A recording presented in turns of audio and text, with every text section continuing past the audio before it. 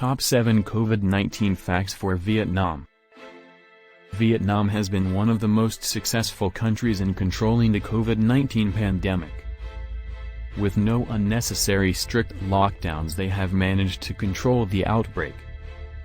A country which shares a long border with China has shown how the virus can be limited from spreading. The discipline seen in Vietnamese people is one of the reasons they have managed to control the virus from the start.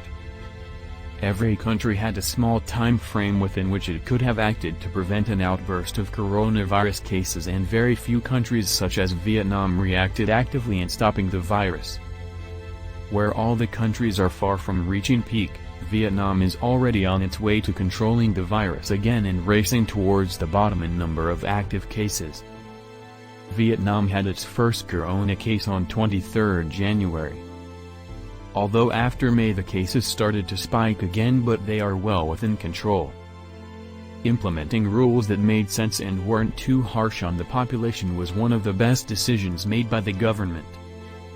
While every other country was busy implementing strict lockdowns which led to job losses on a large scale and the poor sections of the population going below the poverty line. Detecting the virus infections at its source and controlling it as early as possible. Isolating all the people who came in contact with those infected with the virus. The agriculture sector in Vietnam has been hit the hardest due to coronavirus. With the reduction in trade with China due to the virus, it has led to hardship faced by farmers. The tourism sector is also one of the hardest hit due to no tourists coming and restrictions being implemented. Where other countries took months to act on the virus risks, Vietnam was quick to close its borders with China and implement checkups and tests at borders. Vietnam has also benefited from its past experience in dealing with such outbreaks.